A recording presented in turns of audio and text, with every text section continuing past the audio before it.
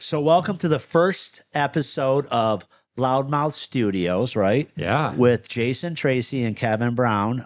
We're the founders of Loudmouth Studio. We're consulting, and Loudmouth Studios got together and decided we're going to go ahead and change the game like we do always, both of us. We're disruptors, right? So, we're getting ready to change the place up, change up the landscape of the podcasting and social media stuff in the Brighton area because there's nobody out there that's going to do as good as us, number one. And number two, we're not going to freaking censor people. We're going to let them say whatever they want on their show. Now, isn't that a concept, Jay? Well, and look at like just from a platform and being at the other studio and they were censoring your stuff, and I think that's one of the reasons why our content has blown up since then. One, we have a space that we can come and do content consistently, but you can say and do what you want to do and say, as opposed to being cut out, and that's the stuff that's catching all the traction. No, yeah, like honestly, like if you're going to do a show, you should be able to say whatever you want. When you're paying somebody to engineer it, record it, or whatever, go ahead and say whatever you want. They need to hold their nose; they don't like it, and just do it. And I actually put that on our website. You've seen that disclaimer. Hey, the views and opinions of our guests don't necessarily. Jive with us, or I remember the legal mumbo jumbo we came up with. But the bottom line is, you can say whatever you want. We might not agree with. We're going to keep our mouth shut and give it to you because that's what you're paying us for. Number one. Number two, one thing I found that was very stressful trying to start a podcast, it was all a sterile environment. We need to have a meeting. We need to have everybody involved. That's bullshit, okay? The bottom line is you're nervous enough to start it, right? Yeah. Because if you watch anybody's episode 1 through 5, they're stumbling and stammering and stuttering and stuff like that. You start to get better after episode 5. Would you not agree? Oh, 5,000%. Again, it's the consistency of doing everything. And you get better and better. Like, you don't have to sit and think about it. I'm better now ad lib than I am, like speaking, for example, getting up in front of speaking in front of a crowd, doing this so often, I can get up in front of a crowd of people and not have planned what I'm about to say, and can just go up and speak. No problem. Right. And the other thing that we're going to make it really easy for people is sit down in the chair, start talking. We'll handle the rest.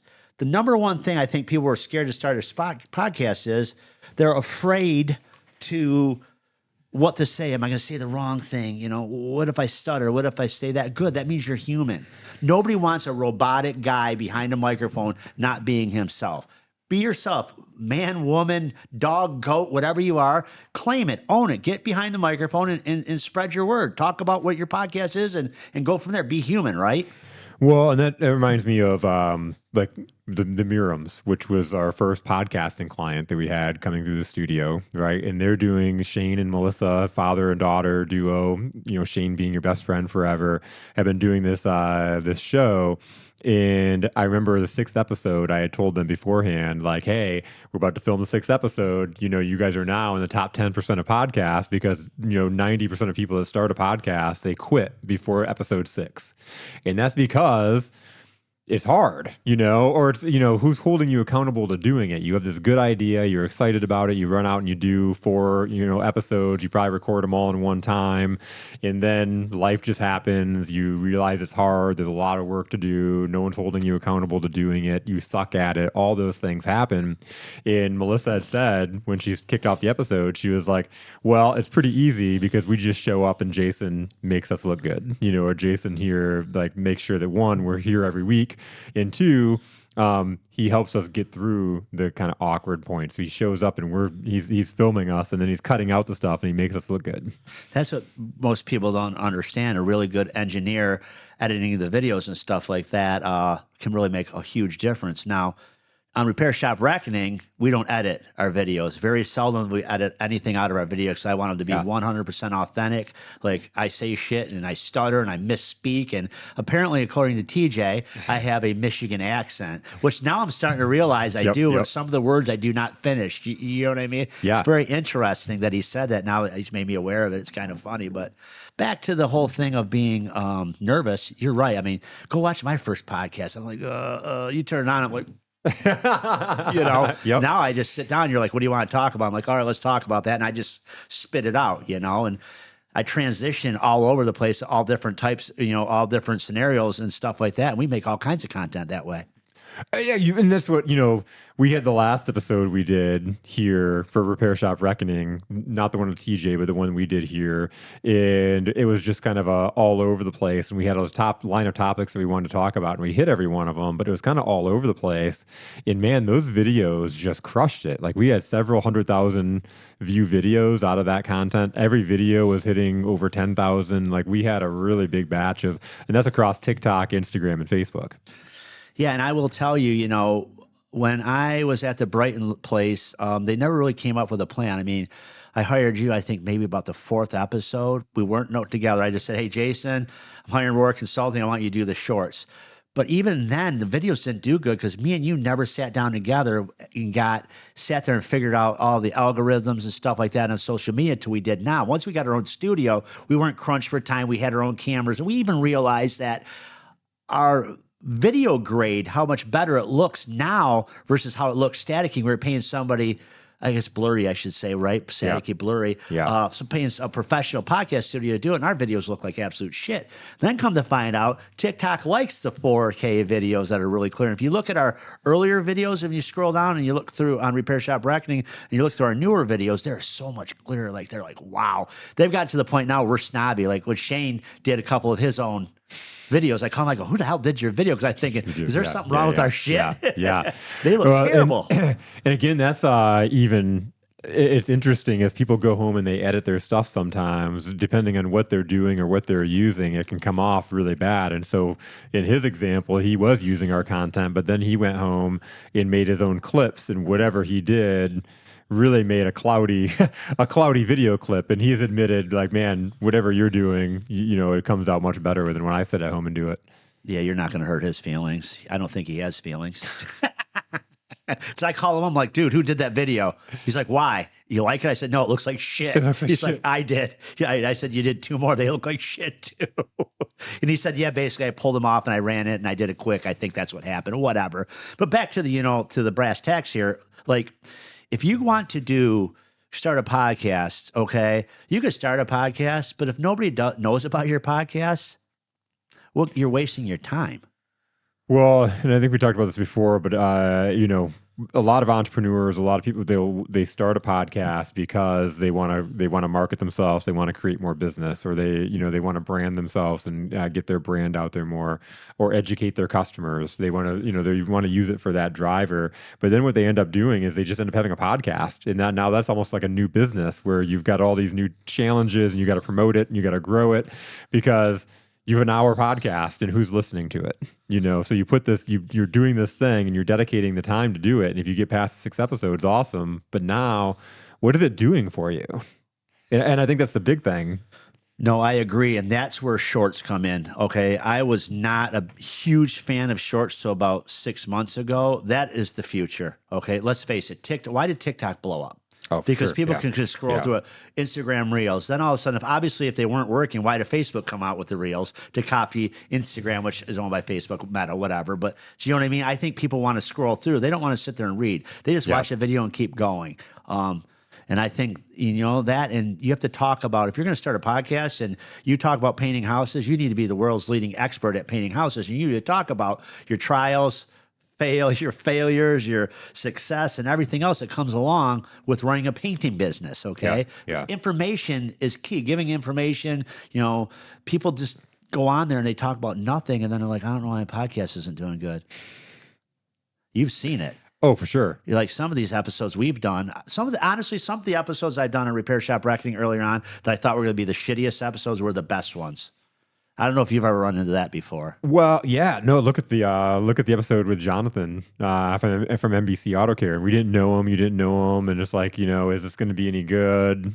Sometimes you don't know what the content looks like, and then man, I was just looking at one of the videos yesterday, and on one of the videos on Facebook, we got 153 followers on the one clip from him. So yeah, and he was a solid guy. It took a little bit of time to get me and him warmed up to talk and get a dialogue. I was like, man, this is really hard. But after we started going, it went very well. And he was a sharp guy. Yeah. When he talked about stuff like that. So but you never know how it's going to turn out. And then he ended up, like I said, those videos ended up doing really well.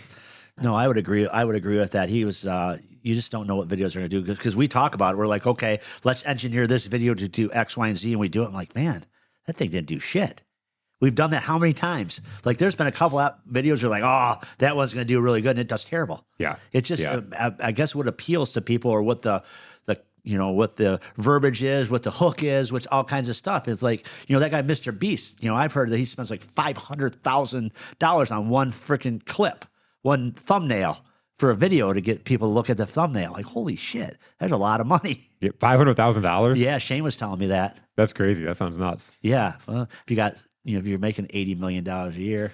Man, I don't know how much you're making on one video. That's pretty crazy. I mean, he's like the #1 guy.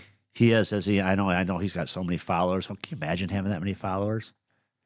It's one of those things, like as the Repair Shop Reckoning page is growing, it's like, where is it going to stop? Like the last week of doing a million point 4 views, is pretty insane in 7 days. Yeah, I was shocked. I'm like, damn, I would have said this 100 times. I'll say it 101 times. Like, who wants to hear me run my mouth? Obviously, a lot of people. My wife says doesn't think I have good ideas. And I'm here to tell you, there's 1.4 million people that like what I have to say. Well, this brings me to another point, though, and talking about like people don't create consistency, and we've talked about consistency of coming in the studio and how you get better as you're consistent. But I think it's the same thing as being consistent and putting out your content, putting out shorts. TikTok we hit pretty quickly. I think we had TikTok for 5 months before we hit the monetization program. Right. I think you started the podcast in December. This last December, you started the podcast at the other place in Brighton. Let me look, because that is a date. I keep forgetting to look up. To be honest with you, you're right. Let's look. See, my first episode came out. We're growing in followers too. Holy crap! 9 months ago. Doesn't say the date, but it's 9 months ago. More. So like December 3rd. Yeah. The day before my birthday, my first episode came out. That's December funny. 3rd. Yep. So we're not even in a year in. Yeah. So you're right. We're 9 months in, right? Yeah. Yeah, 9 months, 10 months in. And I have it landmarked because that studio was giving me free studio space for the longest time, and then they found out I was working with you, and they started charging me. So they basically charged me what you were paying me. So I was like, oh great. Well, if anybody knows me and knows, did your camera shut off? Yeah, that battery died. That's why we love edits.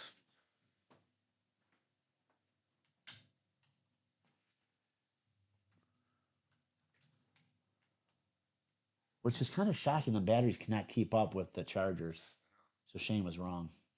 I know.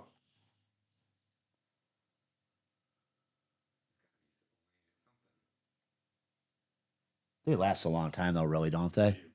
Yeah. I mean, this is recorded all that time I was in the Heather, and then there we go. The other thing is with you fading, the buttons are slower. I know. I'm watching the switch, and I'm like, okay, did it switch? It's really weird.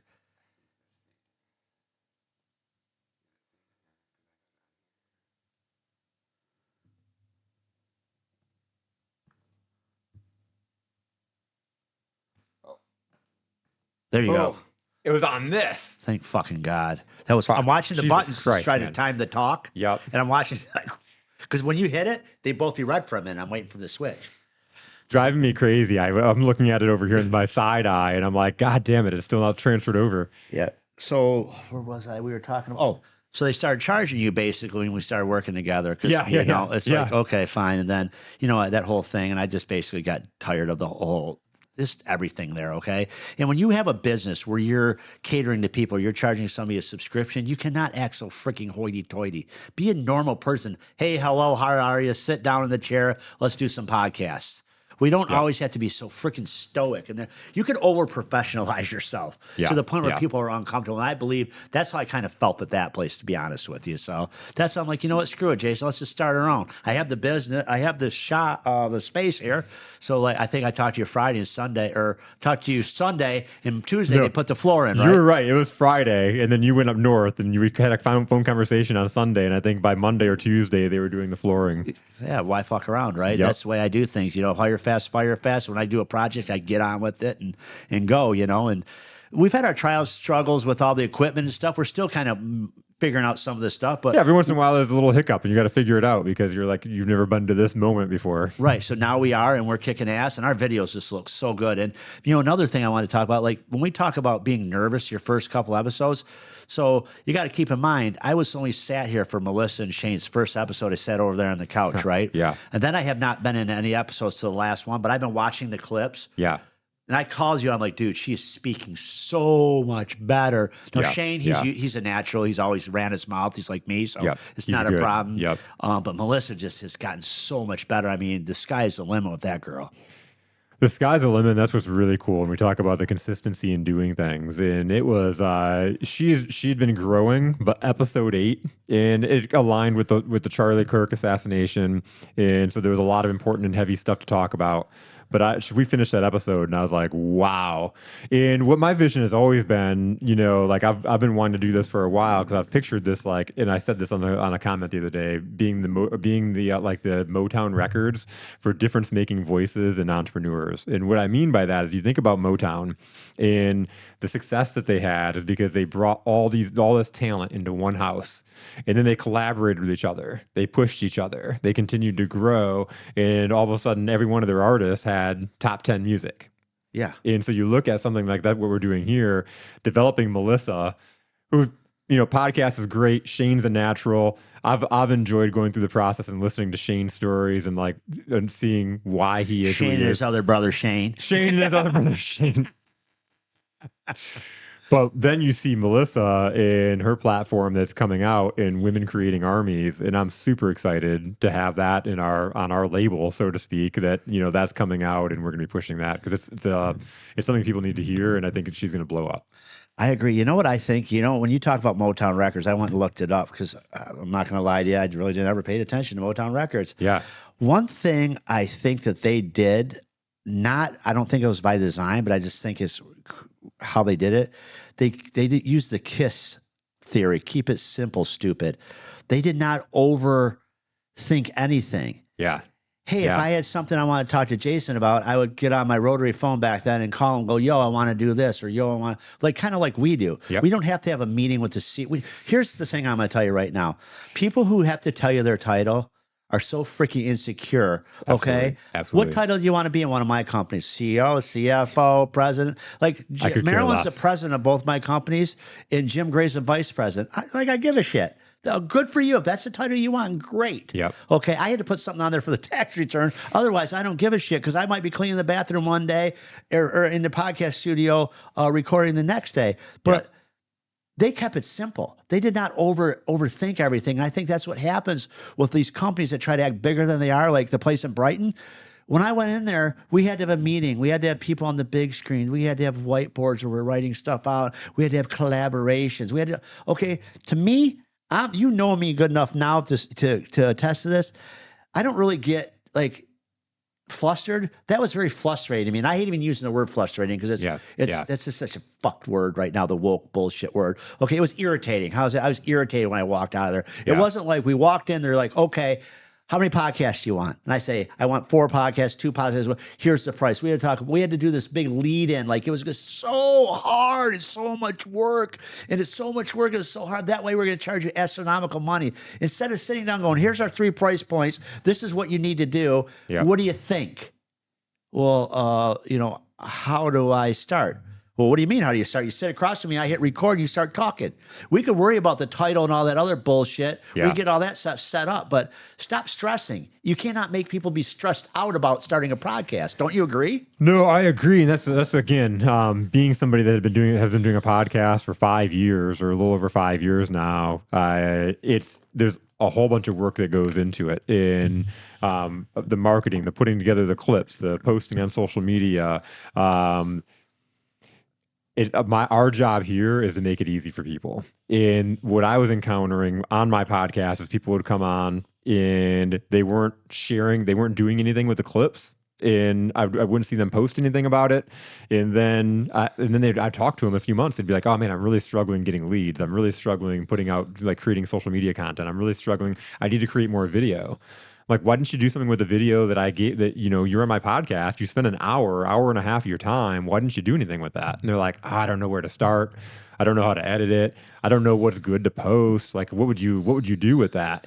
And that was where I was like, wow, okay, there's an opportunity here. I have all these people on my podcast and they're struggling to make content. In the meantime, I've kind of got this gift to pull out and make them comfortable, pull out and ask them questions that highlight and put their difference on a platform that we can then create clips that go out there and people start to create a like, trust or feeling and emotion towards them without them ever having to go and meet you.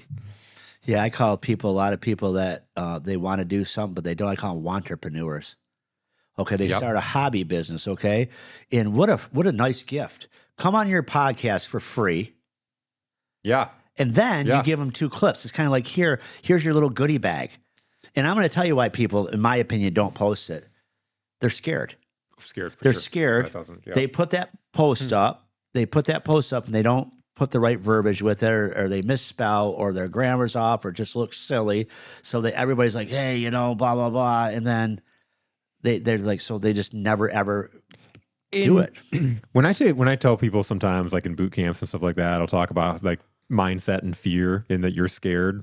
I had this big guy, he comes out of the Marines, he's in my boot camp, and the first time he came in, I was like, you're scared. And he looked at me like I challenged him, and I was like, no, there's certain things you might have certain things handled, but then you're scared to post. And here's a good example, TJ, right? He had a post on one of the videos I put up on his account on Friday. Somebody yesterday commented on it. I was like, wow, man, I see you everywhere. Like, I'm seeing all this content you're putting out there. Like, it was a positive, like, I see you everywhere. Good job. Keep it up. And TJ responded like, thanks. Yeah, I hired this company to post about spindle work, and, I hope it's not too much.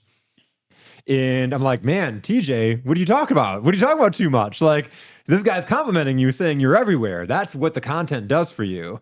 Like, when you post content and you're consistent with it and it's good, you become a local celebrity. You become a celebrity and start dominating your space. And TJ's cracking that atmosphere, and there's a little bit of nervousness that we got to talk to him about. Like, don't apologize, man. There's no apologies. You're making great content, and he's happy to see you. No, I agree with that. And look at the pushback I've gotten on Repair Shop Reckoning. People flame the shit out of me. I don't know how. Here, I will tell you one of the problems I think that goes on in social media, and I'm guilty of this too. It might be a 2-minute video. I watch the first 10 seconds and think I know what the guy's talking about, and I run my fucking mouth. Absolutely. Yeah. And then all of a sudden, like that guy, this guy's probably never worked on a car or a truck. Well, he doesn't realize I was a mechanic for how many years I've been in this business. I got 20 out of 20 state certifications from Michigan. I'm a master everything. But you know what? This is what I tell my wife. She's like, because Marilyn's honest. She's like, how do you not answer these people? I said, because you know what? Not one of them changes the bottom line of my bank account. I do not give a fuck what they have to say. Everybody has allowed to their opinion. That's cool. Yeah, I don't care. But some of these people are just downright dicks. Yeah. They just come at you like, I don't They're even keyboard answer. warriors because they never say that to you in front of your face. I don't even answer them. I'm just like, whatever. Then they start fighting with each other. Yeah. And the funny thing is I look at some of these comments. I was telling you earlier, I look at some of the stuff and I'm like, really? You wasted your time to put that comment on there? You couldn't even thought of anything more clever? But thank you. Because anything that they comment or like, we're getting paid on. So because we're creating such good content that TikTok, Instagram, and Facebook said, here, take our money. You're a valuable commodity that we want to invest in. And let's face facts here. We started this just because basically I wanted to have fun. And I want to talk about people, what we did as far as Repair Shop Reckoning, the race to zero. I said the race to zero because everybody wants to give discounts and to get the work. So they're driving the price down to the profits at a big fat zero. I was talking to a guy last night. He's saying most companies are making between 5 and 10% net at the end of the year. Well, that's great if you're GM. Okay. Yep. It's really bad if you're a mom and pop. Yep. You can't afford to live. So I think that people don't realize how important and what a great tool social media can be if used correctly. Yep. Don't you? I mean, 5,000% used correctly. And that's all I use it for is that resource and creating my brand, creating my, you can, look at Charlie Kirk. Right. Yeah. And a bad example, I guess, from what happened, but look at the platform that he built. he did that as an 18-year-old that didn't go to college. Right? And you know what? Own what you believe, say it. Don't ever ever bend. I don't. Yep. You know me good enough to know if I say something, I'm like, I believe it 100%, or I wouldn't say it. I don't change just because somebody comes at me online, okay? My God, it's just like some of these guys just get butthurt. And like I told them, I've talked to several of them on the phone. I'm like, listen, I could shut the door to my podcast studio and shut off all the lights and never come back on TikTok again, and my life will not change a bit. Yep. Okay, so I could say whatever I want. My point to that whole thing is some of these guys really count on the money from social media.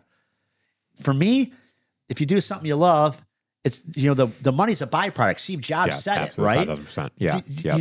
You do something you love, you'll never work a day in your life. That's true. I like getting up every day and going to work. And now this whole new adventure, the whole podcast studio stuff, this is awesome. It's awesome. I just cannot scream from the mountaintop high enough that like everybody needs to do shorts, everybody needs a podcast, and everybody needs to come to us so we can walk them through it, because we're just two regular guys that are not going to overcomplicate everything. Sit down, talk your talk. We'll get you on social media. You're going to pay us. Don't forget about that. That's the one part you won't forget with us, but there has to be consistency. Consistency. And that's the point I was getting at is we can actually even then take over your social media and post for you, so when you have that fear, Melissa's one of them. She was like, I don't want to even watch my video clips. She was like, she has a platform. She's got something to say. She was like, but I don't like watching myself. And so can you do that for me? Can you get on and, cut the clips and then get on my social media and post across 4 channels for me? And that's what we do. So it's making it easy. It's taking everything off your plate. All you got to do is show up in this studio and have a conversation. Yeah. I mean, what a great atmosphere. And we're chill here too. We're not all like, whatever. The bottom line is, I think the minimum people need to give it 3 months. They have to at a minimum. Here's what I think a lot of studios make a mistake. They tell the people, hey, let's get you in a podcast. It takes, here's another thing. It took like a month and a half from the time I decided I want to do a podcast till I actually did a podcast. Yeah. I believe I started in October was my first meeting. My first didn't come out till December 3rd. That's way too long. That's a long time. Okay. Oh my God. I always tell my guys here, when you got the customer in front of you, sell it, close it, get to the signature, and get it working. Yep. Okay. They're excited. Yeah. Don't wait off. It's like right when they're sitting there and they sign up for the podcast, we now are like, okay, when do you want your first podcast? Well, I don't know if I'm ready. You're ready or you wouldn't be here. Well, next week? Just get them scheduled in and get them done next week. Yeah. And at that point, you know what I mean? I just think that you kind of lose the edge if you give it a month and a half, because it's just so hard. Well, and okay, let's look at, because before you did the podcast, you came on my podcast 3 times and we created clips out of it. Yeah. And we were putting clips out there and they were having traction, but there was like probably the 38th clip that I posted out of the batch all of a sudden hit 700,000 views overnight. And it was just cranking. And that was one of the ones that was like, if you were somebody else, I'd be like, oh shit, what did I do? You told me you called me. You told me there's a couple of negative comments coming in, and I was like, I'll just delete them. There'll be a couple of them, blah, blah, blah. And then all of a sudden it was like, boom, there's a ton of them. And I was like, oh shit. It's like, hey, how's it going? And you're like, this is great. And I'm like, oh, thank God. I remember that phone call. You're like, yo, you okay with this? Like, fuck yeah. Like, I give a shit. And that thing, everybody was calling me like, dude, you're all over Facebook. It went viral, right? Yeah. Oh, it yeah. almost hit 1 million views. That one almost that first time we posted it almost hit 1 million views. It's since on TikTok has hit over 400,000 or 500,000. Like it's probably gone. It's like through the life of the clip, how many times we posted it has hit 2 million views. Isn't that crazy? Yeah. Well, I mean, again, look at like between TikTok, Instagram, and Facebook within the last 7 days, it's like 1.8 million views. Yeah, that's insane. Obviously, I'm saying the right things, and we're putting the right clips out there, right, for our well, business, and again, there's stuff that you say, and it's like, I love it. You're like, you're a dumbass owner if you do this, and that's obviously catching people's attention. But then the stuff you're saying is stuff that they actually need to listen to if they want to have a successful business. So it's not just stuff of you like they're not just signing up because they're sadomasochists and they want to be called names. There's a value to that too. No, I agree with that, and it's just like you have to. I will tell people this. If you're going to start a social media channel of any type, you better have thick skin, because there's always that one asshole who's got something completely rude to say that is like off color. Just don't even need to say it. But there's always that one asshole. You're just like, where did that guy even come up with that? Like, He's sitting miserable at home in his mom's basement. yeah, right. What do we call them? Trolls. Trolls. No, how long have they been going? See, we get 10 more minutes. What do we want to talk about? Al, what do you want? What do you got?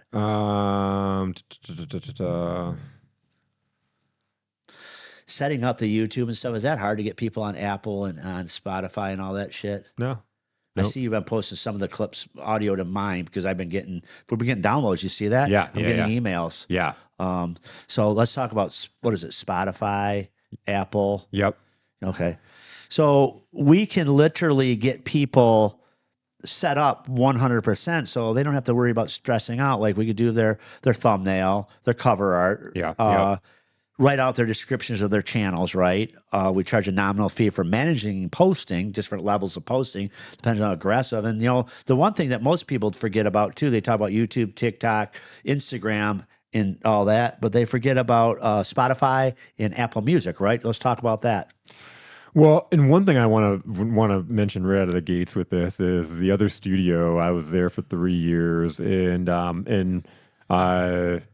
I had to do my own content creation as far as the episode descriptions. I made my own thumbnails.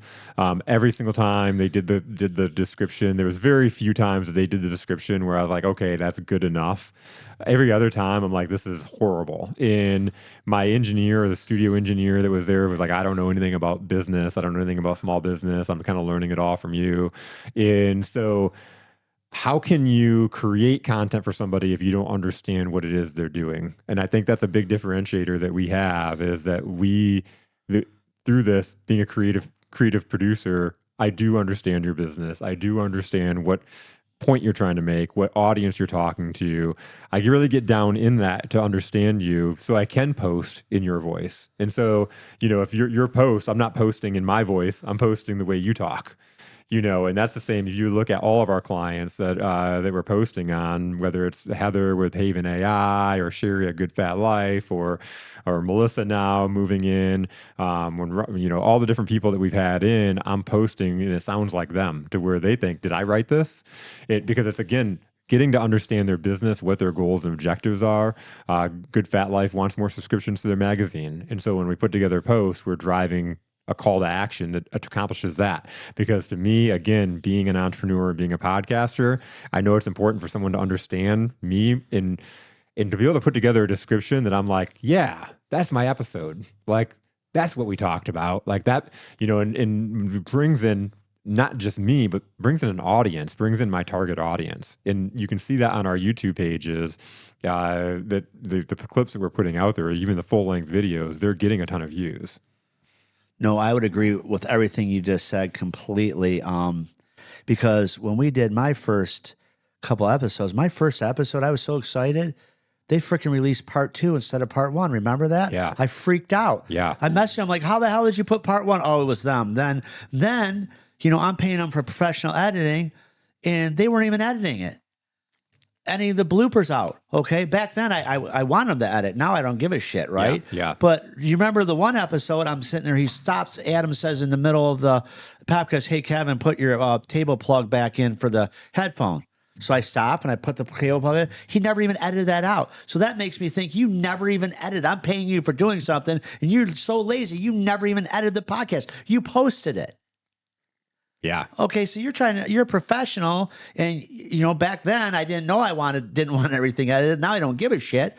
But then you're like, new too, on. so you're messing up. You're maybe a little bit nervous. Now you're consistent. You're confident. Right. So you're sitting there charging somebody a lot of money to do something. You're not even doing it. You're a fraud.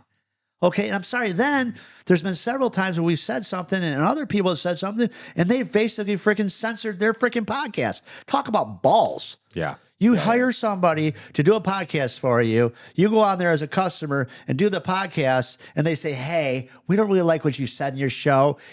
Here's the studio because we're woke, so we're going to edit that out. I mean, that's nuts. That is nuts. It is not. When I was telling Gracie about that, from yours and a few others that I had heard about, she was like, I can't even believe that. And she was like, have you went through yours? And it's hard to go back through and what was cut out, what wasn't. Right. And I will tell you the one good thing you said, and I've talked to you this about this several times. You don't like watching yourself. You're like, God, I look like an asshole. Some of the shit I say, you're like, I look like an asshole. And I've called you after episodes. I mean, man, that got pretty freaking dicey. What do you think? You're like, yeah, it's fine. Yeah. Oh, yeah. Yeah, who gives a shit? Now I'm to the point where I don't really care. Like, what are they going to do? You're bald. You're fat. Okay. Like, I fucking don't know. Like, so what do you got?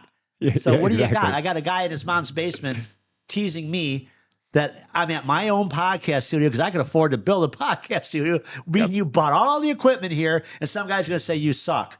Yeah, not too bad there, buddy, because I just bought all this shit and just built a room because I wanted to, because I wanted my own freedom. Yep. And I'll tell you what, if you become more successful you become, the more money you make, the less gives a shit you care about things, because the only thing you have to worry about is wasting so much money you go broke.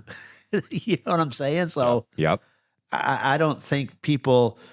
I think social media is a great way to get your message out there. And, in certain arenas, it's a great way to get your business to grow. I had a customer come to here the other day because of one of my repair shop reckonings. His friend sent it to him and said, you need to take this to this guy's shop there in Michigan. He brought his bus down here to Motor City for us to look at it, because he's like, that guy knows his shit.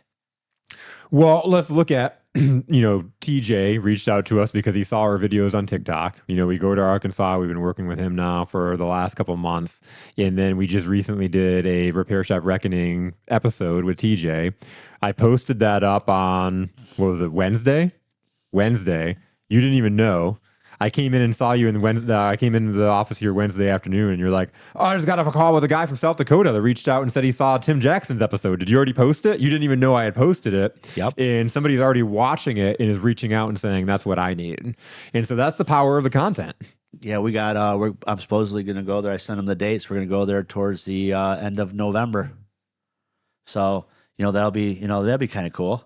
Absolutely. So, yeah, the thing is about it now, we have, like I said before, we have clients that don't want even freaking us to mention their name, so we won't.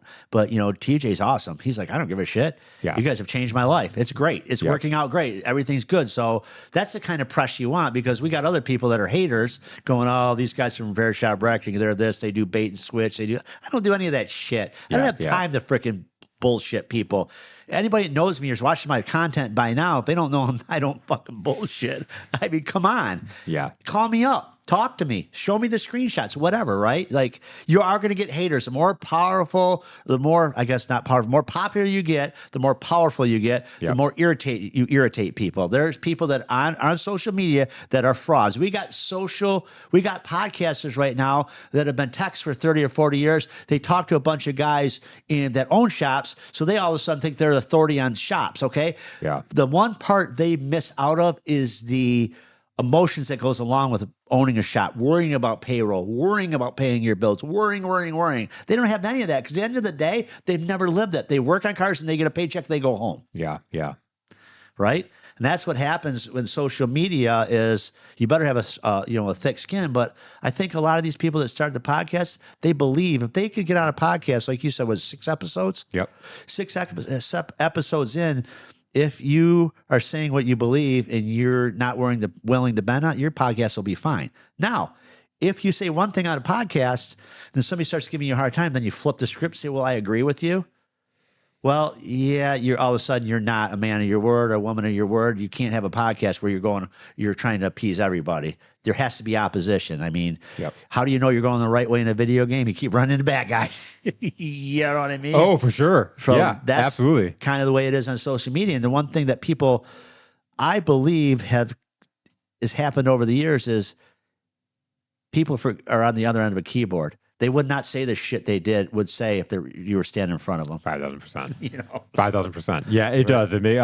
But again, if you're looking at it, whether you're making money on social media or you're trying to build your brand, get your content out there, if you have a hater, don't get all upset. Let them hate, because that's driving more traffic to you. Yep. And then also the other thing is respond. That gives you a chance, and I've shut down people. I've went back and I've responded, or I've asked them questions, and I've made people look stupid when I've responded back to stuff, and then people get a chance to see, oh, that's his response, or oh, it actually has created more conversation for me. Did you see that post yesterday? I don't really comment on many, but I comment on this guy. Was so fucking dumb I couldn't help it. He says, "You rich ass shop owners, if you make 10% profit, you should give your people 12%. I says, "Let me get this straight." I posted back. I said, "So you want me to give more money back to my people than I'm making? Sounds pretty smart to me." Maybe you should have thought that little comment through there, buddy. That is crazy. You make People are 50 crazy. bucks, so go give the guy 300. It's insane.